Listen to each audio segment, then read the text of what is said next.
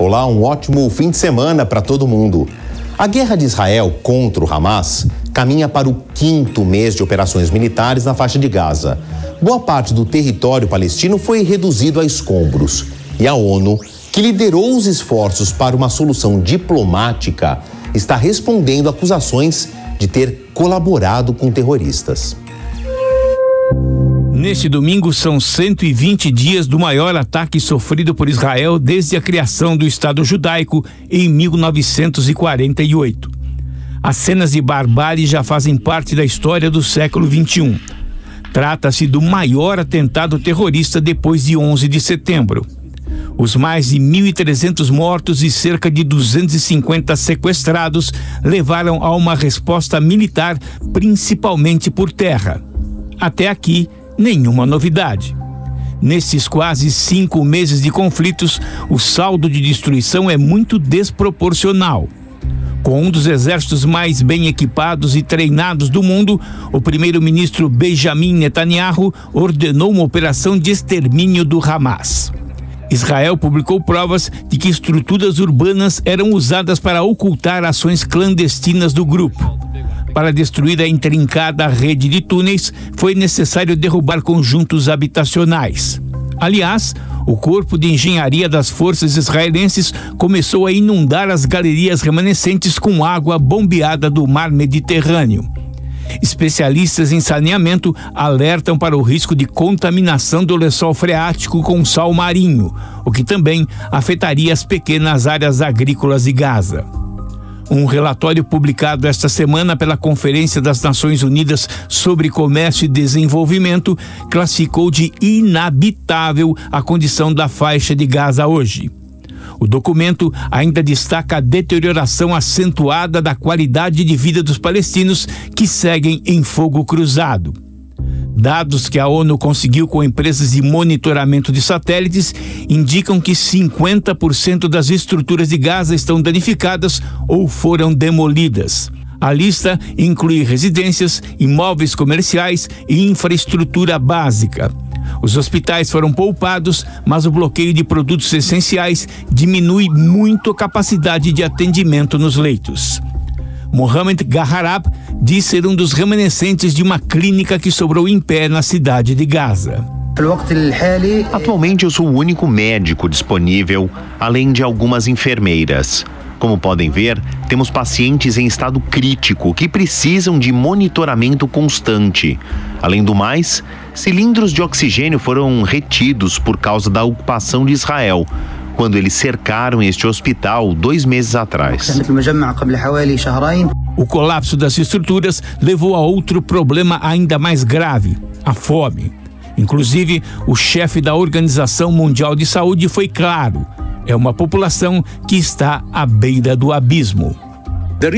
O risco de inanição é alto e aumenta a cada dia com a persistência das hostilidades e a restrição ao acesso aos recursos humanitários. O discurso do secretário-geral da OMS, Tedros Adhanom, é corroborado por quem ainda continua na faixa de Gaza. Nós não temos nada para comer, nada para beber. Não temos nada aqui, nada no hospital, nada além de medo. As pessoas estão amedrontadas. Nós exigimos um cessar-fogo. Eu exijo que retirem os meus filhos daqui. A situação de milhões de palestinos que não conseguiram deixar a faixa de Gaza pode piorar ainda mais. Pelo menos 15 governos suspenderam financiamentos à Agência das Nações Unidas, que se dedica à assistência social na faixa de Gaza. O motivo? Suspeita de que a organização permitiu que o Hamas tenha usado a estrutura da ONU para acobertar atividades paramilitares. Um dossiê produzido por Israel, inclusive, aponta que 190 funcionários das Nações Unidas tiveram alguma participação no ataque de 7 de outubro. Embora a ONU tenha iniciado uma investigação e demitido suspeitos, o bloqueio de dinheiro à agência vai agravar ainda mais a situação de quem depende da ajuda humanitária para sobreviver. As acusações e o boicote de 15 países afundam ainda mais a reputação da ONU, que não conseguiu uma solução pacífica para a guerra. E os Estados Unidos não impuseram sanções apenas à unidade das Nações Unidas em Gaza. Sobrou inclusive para colonos judeus, acusados de violência contra civis palestinos na Cisjordânia, outra parte do território em que os árabes dividem com os israelenses. A decisão da Casa Branca é uma rara medida contra Israel. A ordem executiva, assinada pelo presidente Joe Biden, cita que a violência dos colonos judeus alcançou níveis intoleráveis. A resolução é destinada a punir pessoas acusadas de atos de terrorismo ou que prejudiquem a paz, a estabilidade e a segurança no território palestino. Na prática, Washington bloqueou todos os ativos que estiverem nos Estados Unidos das pessoas que receberam as sanções. A ordem executiva também proíbe negócios com quem estiver na lista de embargos.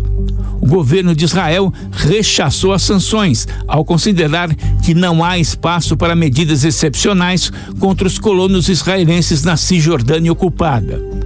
O gabinete do primeiro-ministro israelense Benjamin Netanyahu afirmou que a absoluta maioria dos colonos da Cisjordânia são cidadãos que respeitam a lei e muitos combatem atualmente na defesa de Israel. Essas são as primeiras sanções financeiras contra colonos, embora o governo Biden tenha anunciado anteriormente que negaria vistos a extremistas envolvidos em atos de violência. Cerca de 490 mil colonos vivem entre os cerca de 3 milhões de palestinos na Cisjordânia em assentamentos considerados ilegais, segundo o direito internacional.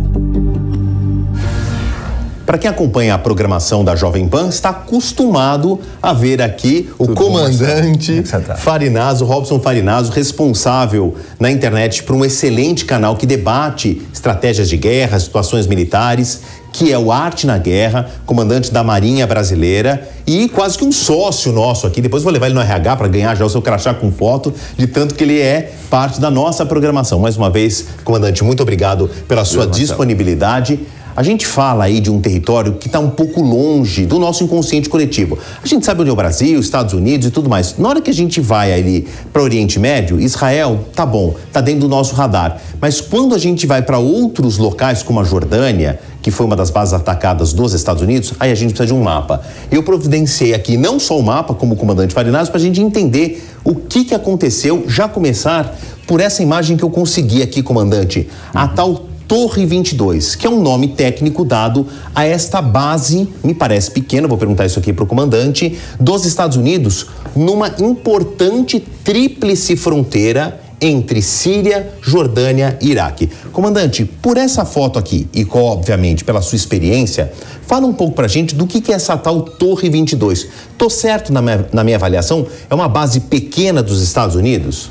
Pois é, Favale, para os padrões americanos é uma base que você pode considerar pequena, né? Ela é na verdade, um posto avançado da base de Al-Tanf, que se encontra no território da Síria. Houve uma certa confusão no dia se a base ficaria na Jordânia ou na Síria, mas o fato é que ela tem muito equipamento aí, um pessoal avançado que opera principalmente monitorando essas estradas, que são estradas antiquíssimas, desde a época aí das caravanas e que por onde transitam grupos guerrilheiros, contrabando de armas, etc. Então os americanos fazem o monitoramento, mas provavelmente eles também fazem o treinamento de milícias anti-Assad nessas bases. Vamos estender um pouco a nossa conversa nisso que o senhor falou. O senhor fala, para padrões americanos, é uma base pequena, mas muito bem equipada. Sim. Essa foto por satélite pegou helicópteros, veículos e aqui toda uma concentração de um pessoal, né? Militares de diferentes patentes. Imagino que exista muita tecnologia embarcada aqui dentro, sem dúvida, né? De monitoramento. Como é que uma estrutura menor, como milícias, que a gente entende que estão menos equipadas do que um exército de grande porte, consegue fazer um ataque aparentemente aéreo? Drones, equipamentos controlados por controle remoto, né? Aeronaves sem tripulantes. Isso é uma desvantagem para os Estados Unidos, comandante? Marcelo, até onde se sabe, se especula muito a respeito disso, é que essas milícias eles teriam observado o padrão de operações dos drones americanos e eles camuflaram, sobrepuseram o voo do drone deles com o drone dos Estados Unidos na aproximação. O que acontece? Você tem uma imagem de radar que é confusa, o pessoal falou, olha, deve ser um eco de radar, qualquer coisa, é o nosso drone que está vindo para pouso, e relaxaram nas defesas aéreas. Mas junto com esse drone americano vinha o drone do Kataib Hezbollah, e o resto da história a gente sabe, 3 americanos mortos e diversos feridos. Eles provavelmente estão observando os padrões de operação dos Estados Unidos. Há quem diga que pode ter sido hackeado, que os sistemas eletrônicos podem ter sido hackeados também. A gente tem que levar as duas possibilidades em consideração. A gente olhou aqui um microcosmo, eu vou ampliar para esse segundo mapa, e cada ponto vermelho daqui é uma posição americana, estou falando uma base de maior ou menor escala, neste território aqui do Oriente Médio. Comandante, se não me falha a memória, depois do 11 de setembro, na gestão George W. Bush como presidente, ele inicia a chamada guerra contra o terror, guerra ao terror, com uma resposta ao ataque às Torres Gêmeas, a história todo mundo conhece. E então se instalam, o que me parece, se não me falha a memória de novo, as maiores bases americanas fora do território americano, se sobrepondo ao tamanho da antiga base de Okinawa, que é um espólio de guerra depois da Segunda Guerra Mundial. Tá certo, a posição dos americanos ainda no Iraque é muito grande?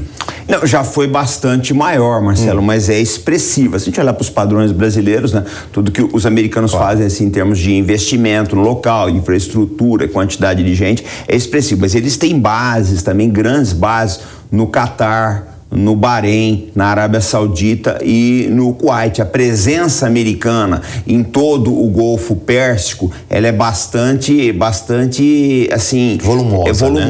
Em virtude principalmente da contenção do Irã, que é isso que eles querem. Só que a gente tem que olhar o seguinte, observa uma coisa interessante. Essa região aqui do norte do Iraque, o Kurdistão, é uma região autônoma. Perfeito. Eles têm as próprias leis deles, as próprias forças armadas e por aí vai. Entendi. Agora, comandante, depois da Segunda Guerra Mundial existe um redesenho da geopolítica, da economia, de tudo e principalmente da posição dos Estados Unidos, no melhor sentido da palavra, não estou fazendo nenhuma crítica, de uma postura de polícia do mundo, o que ajuda a gente a entender por que eles espalharam tantas bases e essa presença forte militar em todos os cantos do planeta. Em especial aqui, aí o senhor falou de apoio que eles têm do Catar, do Bahrein, são países aliados e alinhados aos Estados Unidos, pelo menos por enquanto. Aqui se tornaram países hostis aos Estados Unidos. Sim. Então tem um risco da presença do militar americano aqui, mas por que eles continuam aqui? O senhor falou na tela anterior, quando a gente estava olhando para essa imagem, das milícias. Vamos esticar o nosso papo por aí. Elas são muito numerosas aqui? São. Você tem diversos, por exemplo, o Irã, acredita-se que o Irã, entre Síria e Iraque, ele tem cerca de 13 milícias xiitas diferentes. E na Síria você tem uma confusão muito grande, né? Claro. Você tem forças apoiadas pelos americanos, forças apoiadas pelos turcos, você tem a presença russa também, você tem o governo sírio, você tem o Hezbollah e você tem remanescentes do ISIS também. Agora, o que acontece é o seguinte... Vamos pegar o caso da Síria e do Iraque. Na Síria, os Estados Unidos estão fazendo contrabando de petróleo. Isso é sabido, todo mundo sabe disso. Há empresas americanas operando, a ConocoPhillips, diversas empresas. Isso é ilegal, a extração de petróleo não é permitida pelo governo sírio. No Iraque, a mesma coisa. O governo iraquiano já pediu a saída de tropas americanas. O governo americano deve iniciar a negociação, mas a subsecretária de Estado americana, Victoria Nuland, diz que eles não vão sair. Mas não é uma presença tolerada pelo governo americano do Iraque. Essa que é a verdade. Agora, o senhor traz essa informação de extração aí, debaixo dos panos do petróleo, por empresas americanas e tem uma certa proteção ali do Estado por meio dos militares. A gente teve trocas de governo e aqui a gente tem um vácuo de poder enorme, né? A família Assad, hoje pelo presidente Bashar al-Assad, eles estão no governo, a família Assad, desde 1979, tem uma guerra civil que não termina. Existe aí uma instabilidade de governo. Com a presença dos americanos, tem essa questão do petróleo, essa é uma região rica em hidrocarburetos. Nós estamos olhando para um barril de pólvora ou para uma granada sem pino? Não, sem dúvida, eu não tenho dúvida disso. Você tem que olhar um outro componente também, que é o desejo, né, de autonomia do Kurdistão, que se estende por vários países. O Kurdistão não fica apenas no Iraque. Ele entra na Síria, entra na Turquia, entra no Irã. Né? E, assim, os curdos, eles já chegaram a lutar entre si e eles têm diversas facções, há diversos... Por exemplo, a Turquia vê os curdos como inimigos. A Síria nem tanto. Os curdos ajudaram muito no combate ao ISIS. Então você vê que é assim uma região bastante conflituosa, são muitos interesses, né? A resultante de interesse é bastante complicada. Quer dizer, a gente vai mexendo, vai surgindo mais coisas. O comandante falou do Kurdistão, dos curdos. Vou fazer um parênteses rápido. É uma enorme região que pega aqui como se fosse uma meia-lua nessa parte entre Síria e Iraque, chega até o Irã. É a maior etnia sem um estado próprio, né? Sim, curdos e palestinos são hoje, assim, provavelmente as maiores populações sem um estado próprio no mundo. Só que os curdos se organizaram, pelo menos em pontos paramilitares, que pegam em armas, tentando aí uma conquista de um território para chamar de seu. Tem uma coisa interessante, Marcelo. Os Estados Unidos impôs uma constituição ao Iraque alguns anos atrás, e nessa constituição consta a autonomia do Kurdistão, né? O problema todo começa lá atrás com Winston Churchill, que quando ele fez a divisão do Iraque, ele colocou junto xiitas, sunitas, curdos. Então é um país praticamente inviável, né? A gente estuda história, né, para entender o passado, compreender o presente e projetar o futuro. Tá tudo amarrado.